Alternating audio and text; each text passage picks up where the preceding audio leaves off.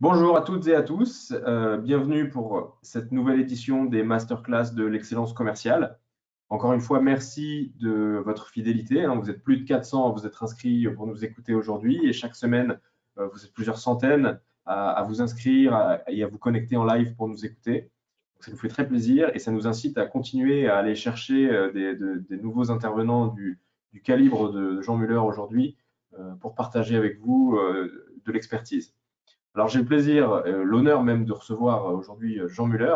Jean Muller, vous me disiez tout à l'heure que vous étiez hier sur BFM Paris, hier soir. Donc, je suis très flatté de prendre la suite de BFM Paris pour une interview. Bonjour Jean, merci d'être avec nous aujourd'hui. Bonjour et merci pour votre invitation et bravo pour votre initiative de valoriser l'excellence commerciale. Merci. Alors Jean, vous avez un parcours impressionnant que je vais essayer de résumer le plus rapidement possible sans l'écorcher. Donc Jean, vous avez débuté votre carrière au début des années 90 chez Bacardi Martini et vous êtes très rapidement devenu responsable formation vente. Puis vous êtes parti chez Energy Group en 96 et en 2005, vous êtes devenu président des régies publicitaires du groupe. Euh, Votre parcours a été récompensé par la presse et par vos pairs. Donc vous avez été élu manager commercial de l'année en 2013 par le magazine Action Co. Vous êtes titulaire d'un exécutif MBA, professeur affilié à l'ESCP. Vous avez été nommé directeur scientifique du programme certifiant direction commerciale en 2020. Vous avez été élu président national des dirigeants commerciaux de France, les DCF, en 2017 et réélu pour un second mandat en janvier 2020. Et enfin, depuis janvier 2020, vous êtes devenu exécutif VP Sales Intelligence chez JC Deco, qui est le numéro 1 mondial de la communication extérieure. Et vous gardez vos fonctions opérationnelles en France comme directeur général délégué commerce et développement, poste que vous occupez depuis 2008. On voit que l'intégralité de votre carrière et vos engagements associatifs ou dans l'enseignement sont centralisés autour de la fonction commerciale, la valorisation de la fonction commerciale, de l'excellence commerciale et ce que vous appelez l'intelligence commerciale. Merci d'être avec nous aujourd'hui, encore une fois. Je suis ravi qu'on puisse échanger ensemble sur la fonction commerciale et son rôle dans le redressement économique de la France dans une période chahutée. Alors Jean, première question pour vous. On avait remarqué depuis le début de la révolution numérique qu'il y avait beaucoup de transformations qui touchaient en profondeur les organisations et la manière dont les consommateurs achètent, et donc qui bouleversaient assez profondément et qui remettaient en question la fonction commerciale et son rôle. Quel va être selon vous l'impact de cette crise sanitaire sur les transformations qui avaient déjà démarré de la fonction commerciale? Oui, alors, comme toute crise, je vais enfoncer une porte ouverte, mais toutes les crises, elles accélèrent les transformations. Donc notre fonction, j'ai envie de dire qu'elle se transforme depuis toujours. Elle s'est toujours transformée. Sa transformation était en marche et probablement que, alors cette crise sanitaire d'un côté et la crise économique qu'elle provoque va continuer à le faire. La crise sanitaire, ce qu'elle a changé, c'est qu'elle nous a appris, j'ai envie de dire, à vendre à distance. On a testé, on a vécu cette crise en restant en contact avec nos clients, mais confinement oblige, en interagissant davantage à distance. Donc ça, c'est un élément important et c'est vrai que ça transforme aussi la façon d'interagir avec ses clients parce que jusqu'à présent, on était très habitués, pour la plupart d'entre nous, à vendre et à négocier en live et on apprend aujourd'hui également à le faire en distance. Donc ça, c'est un premier pas et quelque part, c'est aussi un peu salutaire. En tout cas, dans les grands pays, c'est déjà le cas. Vous imaginez bien qu'aux États-Unis, on ne prend pas son avion pour traverser un continent pour faire un rendez-vous et c'est également le cas en Chine. Ou en Chine, il ne faut jamais oublier que le e-commerce s'est beaucoup plus développé en B2B qu'en B2C. C'est d'abord développé en B2B avant de se développer en B2C compte tenu de la taille du pays. Donc ça, c'est une transformation qui fait naître de nouvelles opportunités. Et puis, je pense que, et c'est un peu paradoxal, mais dès qu'il y a une crise économique, une tension sur la demande, parce que c'est le cas aujourd'hui, la crise que on lit, c'est que pour un certain nombre de secteurs d'activité, pour un bon nombre d'entreprises, il y a une réduction très forte du chiffre d'affaires, voire pour certains, où il y a eu, le cas de JCDecaux par exemple, pendant le confinement, 0 chiffre d'affaires. Donc forcément, les regards de l'entreprise sont un peu plus braqués sous les commerciaux. Et c'est finalement cette crise, même si on s'en serait bien passé, une opportunité pour valoriser nos métiers, montrer leur rôle déterminant. Parce que quand il n'y a plus de chiffre d'affaires, vous avez beau faire toutes les économies que vous voulez, quand il n'y a plus de chiffre, il n'y a plus de chiffre. Et s'il n'y a pas de top line, il n'y a pas de résultat. Donc évidemment, il faut générer du chiffre d'affaires rentable, mais quand il n'y a pas de chiffre d'affaires, encore une fois, c'est toute entreprise qui est en difficulté. Donc on voit à quel point, effectivement, puisque c'est le thème de nos échanges ce matin, la fonction commerciale, elle est au cœur du moteur des entreprises, et de la performance des entreprises et donc du coup du redressement économique.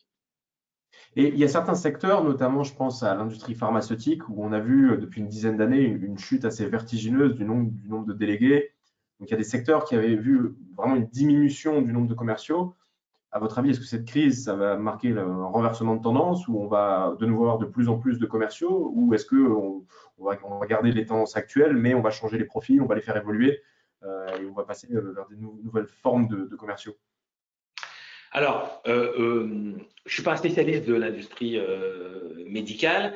Effectivement, pour un certain nombre d'entre eux, il y a une réduction des délégués médicaux, mais je pense que c'est un épiphénomène. C'est un épiphénomène pour 2 raisons. D'abord, d'un point de vue purement statistique, et c'était tout le sujet des échanges de l'émission à laquelle j'étais invité hier, c'est votre emploi, c'est que nous, on évaluait chaque année avec nos partenaires, en l'occurrence CCLD Recrutement, à 150 000 postes de commerciaux non pourvus chaque année en France. Et donc, on les a interrogés pour savoir qu'en est-il après cette crise. Est-ce qu'il y a toujours des tensions sur le marché des commerciaux?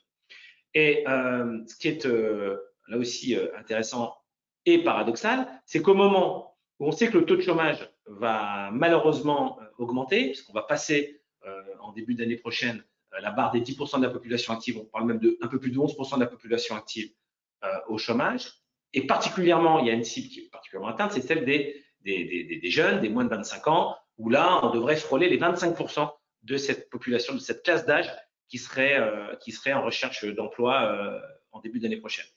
Et en parallèle de ça, eh bien, toutes les études démontrent que au moment où on se parle, il y a 100 000 postes de commerciaux à pourvoir. Donc, il y a une inadéquation extrêmement forte entre les besoins dans nos métiers et finalement le taux de chômage. Pour vous démontrer que ce que je vous dis est la réalité, ADECO publie ce qu'ils appellent un rapport national, baromètre compétences et territoires, analyse des besoins de la rentrée 2020. Et dans leur baromètre, ils ont identifié quels étaient les métiers les plus recherchés. Je ne sais pas si on le voit à l'écran. Et dans le top 20 des métiers les plus recherchés, le premier, c'est commercial. Offre sur la rentrée, 42 315 offres disponibles au moment où on se parle. Ça, c'est commercial. Et après, on peut voir vendeur. Donc là, on est un peu plus en B2C. Et le 20e, c'est chargé de clientèle. Quand on additionne les 3 chiffres de commercial, vendeur et chargé de clientèle, on est quasiment à 80 000 postes. Au moment où on se parle, il y a 80 000 postes qui sont ouverts. Donc, quand on dit 100 000, on est vraiment hyper proche de la réalité. Ça, c'est pour les commerciaux. Si maintenant on regarde ce que vient de publier l'APEC, et donc là, c'est pour l'emploi des cadres, et bien on s'aperçoit que 30% des offres ouvertes en matière pour les cadres, ce sont des postes dans la fonction commerciale. C'est le premier secteur. Donc, il n'y a aucune inquiétude, et heureusement, j'ai envie de dire, parce que je ne vois pas comment on peut redresser nos entreprises et redresser l'économie de notre pays si on n'a pas des forces de vente hyper mobilisées. Donc, c'est dans ce concert finalement de mauvaises nouvelles, il y en a une bonne, c'est que les entreprises conservent et savent à quel point elles ont besoin de commerciaux. La difficulté, c'est de trouver des talents commerciaux. Parce que quand on analyse les besoins, on a besoin de commerciaux à très forte valeur ajoutée aujourd'hui. Et peut-être que pour des opérations simples, dans tous les secteurs d'activité, on n'a pas besoin de commerciaux. En revanche, on a besoin d'ingénieurs commerciaux. On a besoin de valeur ajoutée. Et donc, c'est pour ça que oui, il y a des profils qui évoluent. Oui, il y a des besoins différents. Et probablement dans l'industrie pharmaceutique, dans l'industrie médicale, il y a des transformations de la fonction commerciale, des transformations des besoins. Et ça, c'est une réalité. Et les métiers sont de plus en plus nombreux. Avant, il y avait un seul homme qui gérait tout. Aujourd'hui, on voit que dans beaucoup d'entreprise, il y a des commerciaux spécialisés en pré-sales, en sales, en post-sales. Il y a des commerciaux qui sont plus sédentaires, il y a des key accounts. On a une cartographie des métiers commerciaux qui n'a jamais été aussi riche. Voilà. Mais oui, les métiers se transforment, mais oui, il y a toujours des besoins et malheureusement, il y a toujours une tension sur les métiers commerciaux. D'accord. Donc finalement, on avait déjà commencé à observer cette transformation de la fonction commerciale de manière forte et rapide depuis la révolution numérique. Ce qu'on se dit là, c'est que ça va continuer, ça va s'accélérer. Mais en revanche, cette crise sera plutôt, entre guillemets, bénéfique pour la fonction commerciale, avec beaucoup de création de postes et un vrai besoin de continuer de compter sur les commerciaux. Oui, 3 fois oui. Et puis, cette crise, elle va aussi accélérer, j'ai envie de dire, les investissements. C'est comme ça qu'il faut le… j'en parlais avec le cabinet SKP qui est spécialisé en pricing et revenue management. Les investissements en IT des entreprises vont beaucoup se déporter vers la fonction commerciale. Parce qu'il faut accélérer l'automatisation des transactions. Moi, ma vision, c'est que dans quelques mois ou quelques années ou plus tard, les commerciaux n'auront plus en charge des transactions. Les transactions, elles se feront d'une plateforme à une autre plateforme. La valeur ajoutée du commercial aujourd'hui, c'est pas de prendre des commandes, c'est de co-construire des solutions en forte valeur ajoutée avec leurs clients. Qu'on soit dans l'industrie ou dans le service, c'est exactement la même chose. Donc, tout ça va s'accélérer. Par exemple, chez JC Deco, nous, on investit beaucoup dans des plateformes programmatiques. Et donc, il faut préparer cette transformation de la fonction commerciale. Et ça, c'est une opportunité. Parce que comme nos métiers sont caricaturés, et pourquoi on a du mal à attirer les talents dans nos métiers? Parce qu'il y a des images d'Épinal dans le métier. On pense que le commercial, c'est encore ce loup solitaire qui prend sa sacoche le matin sans savoir où il va aller, sinon qu'il va devoir taper des portes, si ce n'est de les prendre dans la figure. Ça, c'est la fonction commerciale post-année 60, j'ai envie de dire. C'est plus la fonction commerciale aujourd'hui. La fonction commerciale aujourd'hui, elle a pris une nouvelle place dans la chaîne de valeur des entreprises et on intervient beaucoup plus en amont. Parce que dans beaucoup de secteurs, on ne produit que ce qui a été vendu. Dans le domaine du service, d'abord vous vendez et après vous délivrez la prestation. Et dans l'industrie, c'est le cas dans beaucoup d'industries. Donc ça enrichit considérablement nos métiers, ça enrichit.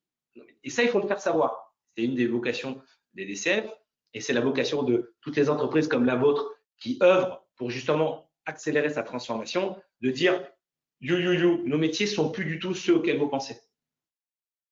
Voilà. Okay. Et donc, effectivement, cette crise, elle va accélérer cette transformation numérique. Mais la transformation numérique, c'est une opportunité pour la fonction commerciale. On ne va pas réduire le nombre de commerciaux. Elle va changer la façon de vendre et surtout, elle va enrichir parce que nos commerciaux, par exemple, ils passent beaucoup de trop de temps encore dans des trucs administratifs, et y compris chez JC Deco, à interagir. Tout ça, ça doit s'automatiser. On doit automatiser, un peu comme dans l'industrie, tout ce qui ne crée pas de la valeur ajoutée. Voilà. Mais en revanche, pour les solutions à forte valeur ajoutée, les interactions qu'on va avoir avec nos clients seront beaucoup plus enrichies. D'accord. Donc, on comprend qu'il y a de grandes transformations à mettre en œuvre pour réussir dans cette période tourmentée. On comprend qu'il y a beaucoup de choses à faire au niveau de l'automatisation et de l'IT. Est-ce qu'il y a d'autres transformations, selon vous, que les directions commerciales doivent mettre en œuvre pour réussir à s'adapter au contexte et à avoir une relance dynamique dans un contexte perturbé? Oui, alors je crois que d'abord, j'ai envie de dire, c'est basique, hein, mais il faut que les forces de vente soient très présentes en ce moment. Je pense que, alors, elles le sont en tout cas, toutes les entreprises en difficulté doivent avoir des forces de vente au plus près de leurs clients. Nos clients, les clients en général, sont eux-mêmes en difficulté dans cette crise. Et ils ont besoin d'avoir avec eux leurs fournisseurs, ou certains disent leurs partenaires, hyper présents, même si le volume des commandes ou le volume de la relation il va baisser. C'est le cas pour tout le monde, enfin, ou pour beaucoup d'entre nous. Mais c'est pas pour ça qu'il ne faut pas être en première ligne. Et les commerciaux ne doivent absolument pas se cacher aujourd'hui. Ils doivent être pas face à leurs clients, mais aux côtés de leurs clients pour justement les aider à accélérer leur redressement. Par exemple, dans l'univers de la publicité, ça doit être un moyen d'augmenter la demande. Et on l'a vu, par exemple, la crise, elle a eu, en France, elle a été violente en matière de chute du PIB au T2, mais en revanche, le PIB s'est bien comporté au T3. La consommation est repartie. Je discute avec mes clients dans l'automobile, les prises de commandes sont reparties très très fortes. Il y a tout un tas de secteurs qui ont connu un T3 quasiment équivalent, voire même supérieur au T3 au troisième trimestre de l'année dernière. C'est le cas pour la publicité. La publicité, elle a chuté, mais elle est repartie parce que la publicité, c'est un accélérateur de reprise économique. Donc, les forces de vente, elles doivent être en première ligne, elles ne doivent surtout pas se cacher en première ligne avec leurs clients. 2, l'empathie, l'écoute, la capacité à comprendre la situation de son client, elle est encore plus essentielle. Et quand on discute avec les professionnels du recrutement, on nous dit, nous, ce qu'on recherche aujourd'hui, c'est les soft skills, c'est-à-dire toutes ces qualités humaines, toute cette intelligence relationnelle, intelligence situationnelle qui est importante en ce moment parce que oui, il faut être à côté de ses clients, mais si c'est pas le moment de les brusquer, c'est pas le moment de les chahuter trop, c'est le moment de les accompagner.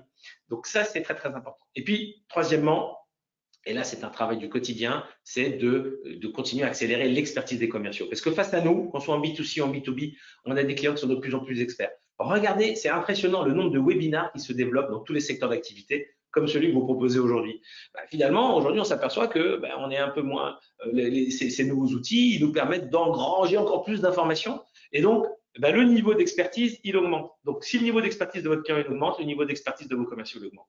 Et donc, moi, je me garde bien de donner des conseils, mais par exemple, chez JC2Co, on a profité de cette période où les équipes étaient quand même malheureusement un peu moins sollicitées pour les former. On a lancé d'énormes programmes de formation pour justement profiter de cette période pour et là, chez JC2Co, on est en train d'organiser des Sales Management Days avec nos directeurs commerciaux dans toutes les géographies pour justement les accompagner, leur donner des outils méthodologiques, partager les best practices entre nous pour savoir comment on peut, parce qu'on est tous confrontés aux mêmes difficultés, quelles que soient les géographies.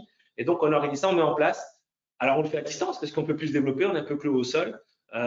Compte tenu de la situation sanitaire, eh bien, on développe des formations en utilisant les outils qui s'offrent à nous aujourd'hui. Ok. Et alors, en vous entendant parler, on sent qu'il y a une vraie évolution qui n'est pas nouvelle, hein, mais qui accélère aujourd'hui sur le profil du commercial, ses compétences, son savoir-être. Et vous parlez souvent, genre, d'intelligence commerciale. Alors, est-ce que vous pouvez nous en dire un petit peu plus sur ce que c'est que cette intelligence commerciale et est-ce que c'est cette intelligence commerciale qui, selon vous, sera au cœur de cette transformation de la fonction post-Covid? Oui, alors, pour être tout à fait transparent avec vous, celui qui m'a soufflé ce nom d'intelligence commerciale, c'est Franck Bournois, qui est le patron de l'ESCP. Et quand je partageais avec lui un certain nombre de réflexions sur sur notre fonction, la façon dont il fallait mieux la valoriser, y compris dans les business schools, il le reconnaissait d'ailleurs, il m'a dit tu devrais construire un concept autour de l'intelligence commerciale. Alors, c'est ultra simple. Vous savez, moi, j'ai toujours tout ce qui est compliqué est antiproductif. Notre vision, ma vision de l'intelligence commerciale, c'est la conjugaison du savoir, du savoir-faire et du savoir-être. Le savoir, c'est l'expertise. On en parlait tout à l'heure. C'est que dans tous les secteurs d'activité, pendant longtemps, on a dit un bon commercial, il peut tout vendre. Je ne sais pas si c'était vrai dans le passé. Je crois moins que ce soit vrai aujourd'hui. Parce que quand on est dans l'univers des médias de la communication, il faut être un expert du marketing, des médias de la communication. Quand on est dans l'industrie des télécoms, il faut être un spécialiste des télécoms. Quand on est dans l'industrie des cosmétiques, il faut être un spécialiste de la cosmétique. Donc, un très haut niveau d'expertise. Parce que face à nous, on a des clients hyper formés, hyper experts. Deuxièmement, le savoir-faire, c'est-à-dire toutes les techniques, toutes les approches méthodologiques qui nous permettent de, identifier nos marchés cibles, bien les segmenter et être capable de les adresser. Alors, c'est tout ce qui tourne autour des techniques de vente, du sales process, du sales management process, de toutes les méthodologies qui font que notre métier, oui, on va en parler, c'est du relationnel, mais pas seulement. C'est-à-dire qu'il faut de la méthodologie, du process. Et croire que notre métier, moi, je suis un militant de la formalisation de process dans toutes les entreprises. Il n'y a pas de raison qu'il y ait des plans marketing, qu'il y ait des plans comptables et qu'il n'y ait pas des plans commerciaux. Et tout ça, c'est toutes les méthodologies qu'on doit mettre en place, la formalisation de toutes les approches commerciales. Vous le disiez en introduction et je vous en remercie. C'est vrai que moi, j'en suis heureux. Pour l'instant, mes 25, j'ose plus les compter d'activités professionnelles, donc tout était dans la fonction commerciale. J'ai eu beaucoup de chance parce que quand j'ai démarré chez Bacardi Martini, j'ai été super bien formé. Et toutes les méthodes qu'on m'a apprises, je les utilise encore aujourd'hui. Donc, ça structure une démarche. Donc, ça, c'est important. Donc on a parlé du savoir, hein, l'expertise, savoir-faire, toutes les techniques, et le savoir-être, ce qu'on appelle nous l'intelligence émotionnelle, c'est-à-dire dans des mondes de plus en plus complexes, la capacité à comprendre l'autre, l'empathie qu'il faut pour se mettre à la place de l'autre. Cette intelligence qu'il faut qu'on arrive à mieux identifier, par exemple, à l'école. À l'école, aujourd'hui, on identifie le quotient intellectuel. Et on dit, bah, lui, il est bon en maths, il va se former en sciences. Et c'est très bien. Lui, il est bon dans les langues, il va faire des langues. Et moi, j'aimerais qu'on identifie mieux ce quotient émotionnel, cette capacité qu'ont certains enfants, lycéens, étudiants, ben, d'avoir une aisance relationnelle supérieure à celle des autres, de capter l'attention, de comprendre mieux l'autre, de nouer des relations qui sont des relations solides et durables. Et cette intelligence, émotionnelle, elle nous fait souvent défaut parce que nous, les Français, on est un peuple d'ingénieurs. Et donc, on pense qu'un bon produit, ça suffit. Un bon produit, c'est indispensable, mais ça suffit pas. Il faut savoir. Vous savez, c'est un célèbre président américain qui disait une bonne idée, ça sert à rien si on ne sait pas la vendre. Okay, il disait, mais il allait plus loin. Il disait une bonne idée n'existe que si on est capable de la vendre. Et c'est vrai. Voilà. Donc ça, il faut qu'on arrive à bien identifier. Donc l'intelligence commerciale, pour répondre à votre question, c'est 3 compétences complémentaires et singulières, savoir faire et savoir-être, qui doit être développé dans chaque entreprise en fonction, évidemment, de ses spécificités. Ok. Et au niveau des directions commerciales, une question que je me pose, c'est est-ce que les indicateurs vont changer? Je m'explique. La fonction commerciale, ça fait des années qu'on la pilote au chiffre d'affaires et quasiment exclusivement au chiffre d'affaires. On a vu timidement apparaître des indicateurs de satisfaction client, mais les entreprises ou les commerciaux sont vraiment incentivés sur la qualité de la relation client, la satisfaction client, le business récurrent. Il n'y en a pas tant que ça. À votre avis, est-ce que cette crise, ça va être un catalyseur de changement, de switcher d'objectifs purement financiers, économiques, de chiffre d'affaires vers des nouveaux objectifs qui incluront d'autres indicateurs? Alors, moi, je pense que c'est à chacun dans son entreprise, dans son secteur, d'identifier quels sont les bons KPIs, hein, les Key Performance Indicators, enfin les facteurs clés de succès, les indicateurs clés qui permettent de mesurer l'efficacité. Mon expérience personnelle, ou je vais dire mes convictions, font que on ne peut pas non plus, on le voit bien souvent, tout doit être tourné vers le chiffre d'affaires, tout doit être tourné vers la top line. Et donc, ce n'est pas un drame que le chiffre d'affaires reste un bon indicateur. Moi, ce que je dis souvent, c'est que il faut passer un peu moins de temps à compter les sous qu'à aller les chercher.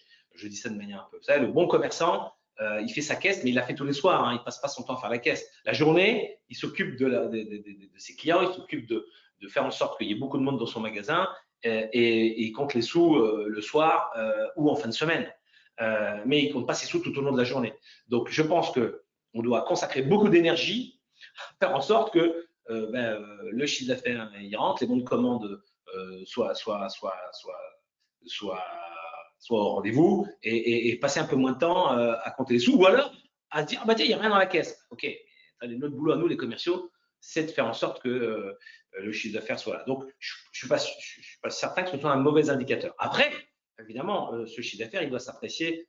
Il faut faire du chiffre d'affaires rentable, il faut avoir les bons clients, et donc, effectivement, il faut avoir des indicateurs les plus fins possibles.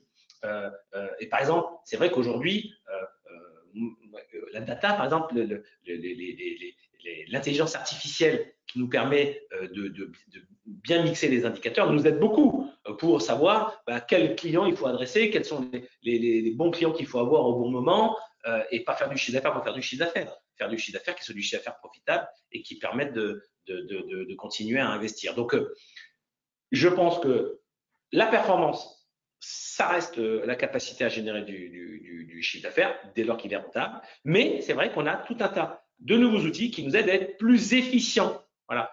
C'est pour ça que dans l'intelligence commerciale, les 3 piliers, c'est l'expertise, l'efficience opérationnelle. Parce qu'aujourd'hui, il faut non seulement être efficace, mais il faut être efficient.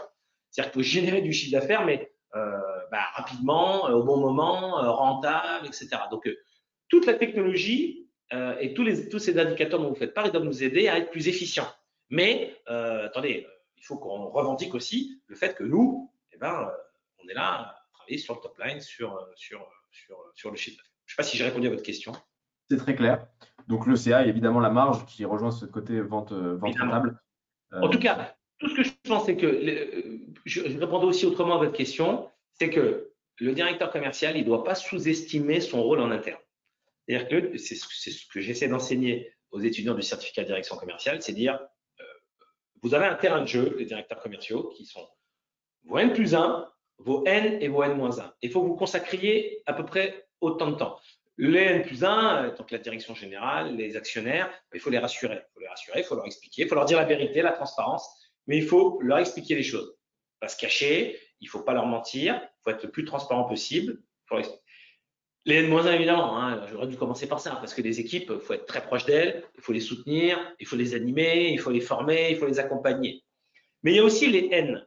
Les N, c'est le directeur financier, c'est le DRH, c'est le directeur de la production. Et là, en ce moment, il faut être très proche d'eux. Et peut-être que le tort du directeur commercial, il a pu être d'être un peu trop refermé sur lui-même et de dire de toute façon, ils ne comprennent pas mon métier, donc je vais les laisser faire le leur et qu'ils me foutent la paix et qu'ils me laissent faire le mien tranquillement. Alors, moi, j'ai envie de dire, aujourd'hui, il faut que le directeur commercial, il demande à ses collègues de dire, écoutez, moi, les gars, mesdames et messieurs, pardon, j'ai besoin de votre soutien. J'ai besoin que, si vous voulez qu'on soit client-centric, donc si vous voulez qu'on génère le plus de performances ensemble, j'ai besoin que vous m'aidiez. La RH pour recruter les bonnes personnes, faire en sorte qu'elles se sentent à l'aise en motivation intrinsèque ou extrinsèque. La direction financière pour expliquer les investissements dont on a besoin. L'IT pour accélérer les transformations dont on vient de parler. La production pour dire qu'il faut qu'on travaille de manière encore plus étroite pour qu'on aligne et qu'on soit à l'origine de la production et pas qu'on subisse la production. Donc, il a un rôle considérable, c'est peut-être un tiers de son temps, à expliquer son métier à ses collègues et à faire en sorte que toute l'entreprise soit tournée vers la performance. Donc, pas qu'il soit la star, mais qu'il se serve des directeurs des autres départements pour faire en sorte que l'entreprise génère la meilleure performance. Ok. Jean, on approche de la fin de cet échange. Pour conclure, enfin, ce sera mon avant-dernière question. Si vous deviez donner aujourd'hui 3 conseils très concrets, très opérationnels à un DIRCO pour réussir en ce moment, ce serait quoi? Alors, là aussi, il faut toujours faire appel à ses professeurs. Moi, je me souviens d'une conférence de Philippe Gabillet, qui est professeur à ESCP, et c'est au moment où les DCF créaient le club DCF Premier, qui était un club destiné aux directeurs commerciaux des grandes entreprises. Et les DCF avaient choisi de créer ce club juste pendant la crise de 2008-2009, où on était en grande difficulté, en grande incertitude. Et donc, c'est Philippe qui animait une conférence pour justement, dans le cadre de la création de ce club des directeurs commerciaux des grandes entreprises. Et il disait, vous savez, le dirigeant commercial en temps de crise, il doit être peut-être un peu moins dirigeant et un peu plus commercial. Et ça m'a beaucoup marqué. Et je pense qu'effectivement, dans des périodes comme celle que nous traversons en ce moment, le directeur commercial, il doit être très proche du terrain et des clients. Donc, de ses équipes, et il doit être en première ligne. Bien sûr, le talent, c'est de savoir en reconnaître aux autres. Hein, donc, il doit créer les conditions pour que ses équipes s'épanouissent. Mais il ne peut pas être trop, je veux dire, en backstage. Il doit être au plus près des clients, des grands clients, pour être aux côtés de ses équipes, mais vraiment à leur côté. Donc, grande proximité avec les clients et avec les équipes. Vous savez, moi, je crois beaucoup à la symétrie des attentions. Les entreprises, beaucoup ont investi sur la relation client en disant il faut qu'on investisse le champ de la relation client. OK, mais on ne peut pas investir le champ de la relation client si on ne met pas les forces de vente dans les meilleures conditions. Si vous voulez avoir des clients satisfaits, il faut que vous ayez des forces de vente satisfaites et pleinement épanouies et pleinement enthousiastes. Donc, le contexte modeste, hein, parce que vous savez, moi, j'aime partager avec mes pairs, mais que je pourrais donner à mes pairs, c'est, je pense qu'en ce moment, mesdames et messieurs les directeurs, les directrices ou les directeurs commerciaux, le moment est important, le moment est difficile pour beaucoup d'entre nous, pour nous et pour nos clients, et on doit être en première ligne, en hyper proximité avec nos clients et avec nos équipes. Ok, très clair. Pour conclure et avant de prendre quelques questions du public, est-ce que vous pouvez nous partager votre anecdote la plus surprenante peut-être ou drôle que vous avez vécue sur la fonction commerciale? C'est une super question. Alors, bon, il y en aurait pas mal, et peut-être que je vais rebondir sur ce qu'on vit en ce moment et vos questions précédentes. Je vous parlais de la crise de 2008-2009. Moi, j'ai intégré JC-Deco en 2007. Et c'est vrai que c'est une entreprise qui était reconnue, évidemment pour sa performance, mais je le dis avec beaucoup de… Le métier noble chez JC-Deco, c'était les juridico-commerciaux qui gagnaient les contrats. Voilà, qui gagnaient des contrats, les contrats avec les collectivités locales, les contrats avec les autorités de transport. Non pas que les commerciaux qui étaient chargés de la publicité étaient… Mais en tout cas, le métier le plus noble, parce que c'était probablement celui du fondateur, c'était le métier plutôt de business développeur, en tout cas de juridico-commerciaux. Et en 2008-2009, j'ai remarqué, donc j'étais très bien accueilli dans l'entreprise, mais vraiment que les feux se braquaient davantage sur moi, que ce soit dans l'ascenseur, les LN, mais aussi les autres départements de en disant ouais, ça doit être dur en ce moment, mais vraiment on a besoin de vous, on compte sur vous. Et ça, c'était en 2008-2009, et je m'étais dit, bah, tiens, c'est une opportunité pour valoriser l'excellence commerciale dans l'entreprise. Et puis j'ai retrouvé, là, au moment, quand le confinement s'est terminé, quand on a pu revenir au bureau et partager des relations physiques avec nos collègues, eh bien, voir ces mêmes comportements qui étaient à la fois bienveillants, mais on sentait que vraiment les équipes, les collègues comptaient sur nous, comptaient sur la direction commerciale. Alors, moi, j'ai envie de dire, comptez sur nous tout le temps, hein, quand ça va bien et aussi quand ça va mal. Mais en tout cas, je pense que le moment que nous traversons est un moment difficile, où nous sommes en première ligne et donc où on essuie autant ou plus que d'autres, je ne sais pas, mais en tout cas, qu'à un moment où il faut faire preuve de beaucoup de ténacité, de résistance au stress, à la tension, parce que c'est pas facile et on sent qu'on a une responsabilité importante, mais les feux sont braqués sur nous, donc ça peut être une menace, mais pour moi, c'est une opportunité de mieux expliquer nos métiers et de faire en sorte que finalement, quelles que soient les périodes, qu'elles soient difficiles ou utiles, toute l'entreprise soit en permanence tournée vers les clients et tournée vers la performance commerciale. Ok. Un grand merci, Jean, pour tous ces partages hyper enrichissants, pour votre point de vue de très haut niveau sur la fonction commerciale et son rôle dans la situation actuelle et son évolution. Je propose de terminer en prenant quelques questions du public. Alors, on a une question sur les commerciaux chasseurs ou éleveurs. Alors déjà, est-ce que ça vous paraît être une distinction qui est toujours pertinente ou est-ce qu'en fait, c'est plus tellement d'actualité? Et si c'est le cas, à votre avis, c'est quoi les profils aujourd'hui? Là, on parlait du besoin fort de commerciaux en ce moment. C'est plutôt des profils de chasseurs, éleveurs ou en fait les deux? Alors ça, c'est une bonne question. C'est une question qui est récurrente depuis 25 ans et que on se pose tous dans l'entreprise.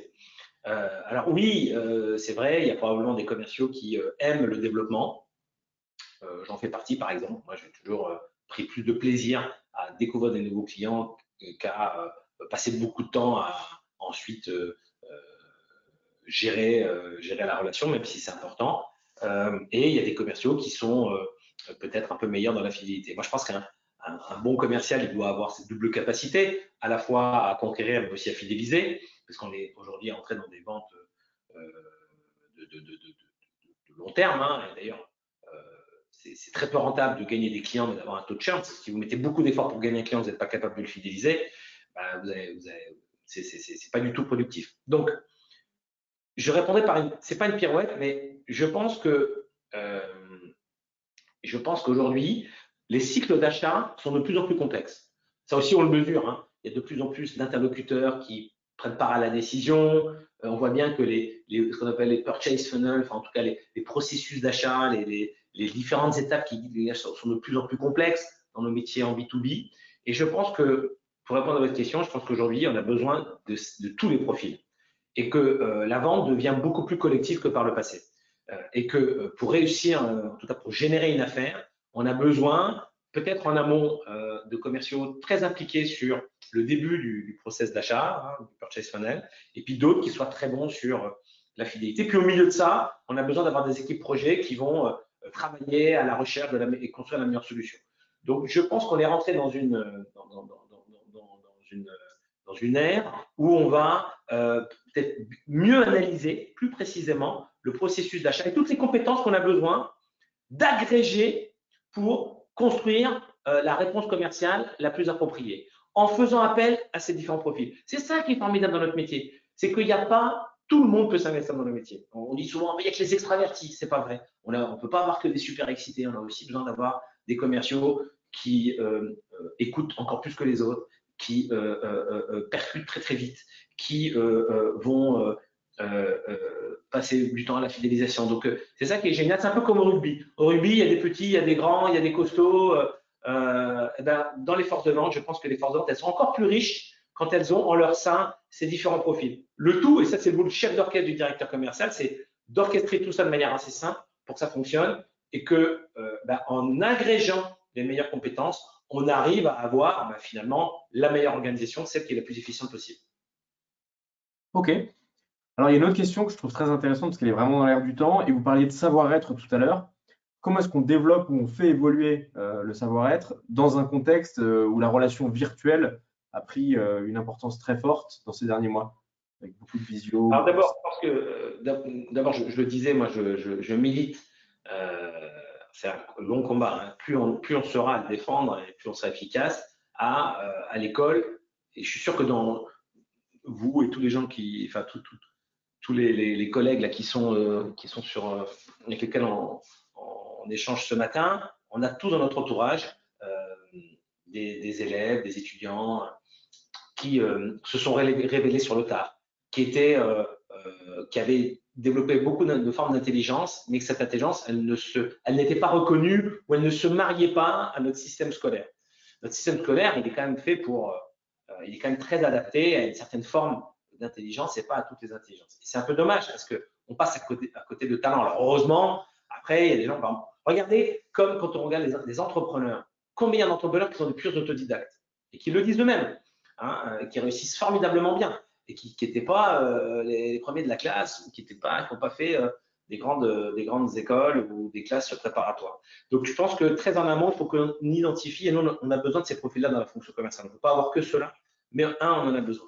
Deuxièmement, je pense que tout se travaille dans la vie et que effectivement, il y a des capacités, il y a des aptitudes, mais qu'on peut les travailler parce que on peut travailler son écoute, parce qu'aujourd'hui, on a beaucoup d'outils aujourd'hui en matière de développement personnel pour apprendre à mieux se connaître, à connaître à la fois ses qualités, mais aussi ses démons, et à les travailler. On peut travailler à devenir un peu plus assertif. Les techniques de négociation, ça se travaille, donc tout se travaille. Hein. J'ai même oublié que le jour de la finale de Roland-Garros, Nadal, qui l'a gagné 13 fois, il continue à faire des coups droits et des revers, et à faire des services, et des volets.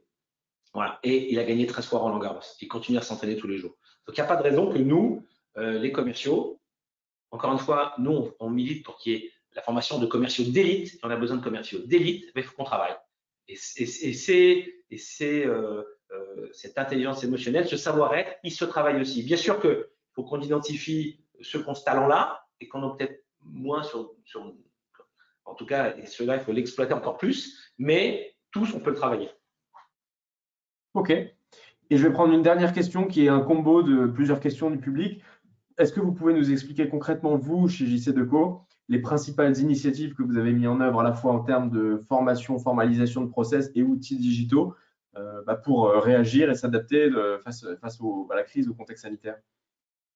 Alors, je vais essayer d'être le plus exhaustif possible. On a lancé et d'ailleurs un point de vue au niveau international, un partage pour arriver à formaliser. Alors, on appelle ça Do You Speak JC Deco? On a développé une langue commune à nous. Et cette langue commune, qu'on soit au Chili, au Moyen-Orient, à Hong Kong, à Paris ou à Francfort, ou à Madrid, c'est la formalisation de notre process commercial et de notre process managérial.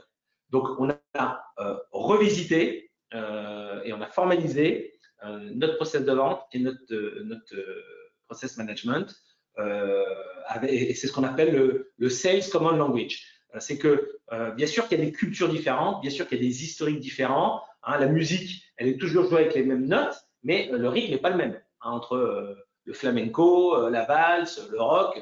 Bon, et donc il y a des. Mais c'est tout, on joue toujours avec les mêmes notes. Et d'ailleurs, c'est un langage qui est universel, la musique. Et ben, nous, on a développé ce langage universel. Donc, la formalisation, très importante. 2, effectivement, on a profité de ce qui s'est passé, de cette situation sanitaire inédite, des conséquences économiques, pour accélérer nos outils digitaux. Et là, on a lancé la semaine dernière une nouvelle Sales App, formidable, outil géniaux pour tous les commerciaux. Par exemple, en France, moi, j'ai 150 commerciaux qui sont répartis sur l'ensemble du territoire. Et on a développé, le marketing développe de plus en plus d'études. Et c'est vrai que c'était difficile à chaque fois de mettre à jour les études, de les expliquer aux commerciaux, etc. Donc, on a une Sales App aujourd'hui qui permet à tous les commerciaux en temps réel d'avoir une mise à jour de tous les outils, de tous les argumentaires, de toutes les études disponibles directement et hyper facilement accessibles. On a accéléré notre transformation en accélérant nos programmes, enfin nos investissements en matière de programmatique et en développant donc des plateformes qui vont permettre demain à nos clients de pouvoir faire des réservations directement de leur ordinateur avec 3 clics par exemple. Voilà. Donc voilà un certain nombre d'investissements, en tout cas d'actions qu'on a fait pour à la fois améliorer l'efficience opérationnelle des équipes et s'appuyer sur les nouveaux outils. Puis il y en a un troisième, je pourrais vous dire aussi, quand je vous disais que l'IT, aujourd'hui, il faut aller se battre. C'est pour ça qu'il faut entretenir de bonnes relations avec tout le monde dans l'entreprise. Parce que quand il faut aller voir le directeur financier ou le directeur de l'IT en disant bah là, j'ai besoin d'investissement pour accélérer la performance de vos équipes, la stratégie, c'est d'allocation de ressources. Donc, les investissements, si on les met là, on va peut-être moins les mettre sur d'autres départements. Et donc, il faut être capable de le justifier.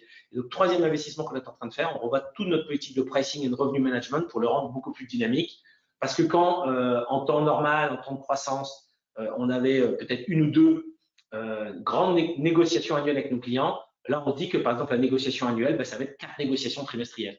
Et donc, il faut qu'on ait des outils beaucoup plus dynamiques en matière de pricing et de revenue management pour nous aider à ce nouveau rythme de négociation. Jean, un immense merci pour ce partage riche, transparent, franc et de très haut niveau encore une fois. Il y a encore beaucoup de questions, mais on a dépassé le timing, donc on va en rester là. L'intervention sera disponible en replay, bien sûr, pour tous ceux qui veulent la revoir. Je vous donne à tous rendez-vous la semaine prochaine où nous retrouverons Frédéric Petitbon, qui est partenaire chez PwC, qui viendra nous présenter son nouveau livre. Jean, merci. Merci à tous de votre fidélité. Bonne journée à tous, bon appétit et à la semaine prochaine. Très bonne journée, au revoir. Au revoir.